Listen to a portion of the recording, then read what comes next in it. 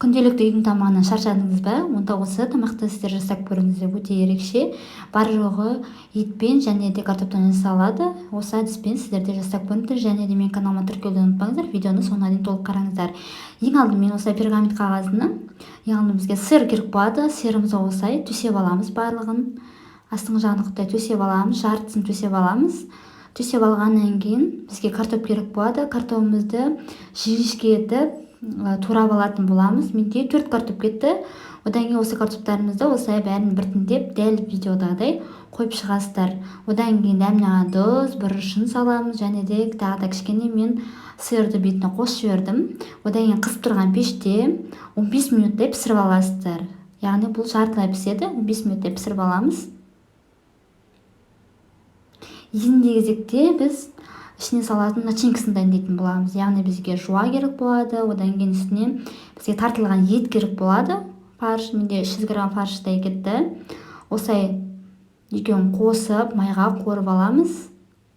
Тек қана қорып алсаңыздар жеткілікті, және де тұзына, дәміне қарай тұзын, бұрышын, және де кішкене ғана паприка қостым. Ол міндетті емес.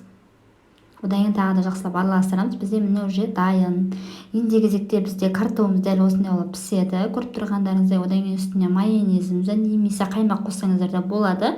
Осылай үстіне жағып шығасыздар. Одан кейін мына фаршымызды осылай әдемілеп үстіне тағы да жайып шығамыз. Біртіктетіп, тегіс етіп жайып шығамыз. Және де дәл осы видеодағыдай орап аласыздар. Яғни рулет қылып орап аламыз. Қысып тұрған пеште 180 градус температурада 25 минуттай пісіріп аласыздар. 25 минутта барлығы толық піседі. Дәл осы рецептпен жасап көріңіздер, өте дәмді болып шығады, және де ерекше. Отбасыңызға міндетті түрде ұнайды. Немесе қасына гарнирге күріш, үйде не бар, соны жасасаңыздар болады, немесе осылай өзінде ұсынсаңыздар болады. Міне достар, жасап көріңіздер, өте оңай және де тез жасалады. Отбасыларыңызға міндетті түрде ұнайды. Дәл осы рецептпен жасап көріңіздер. Видеоны соңына дейін толық қарағандарыңызға рахмет.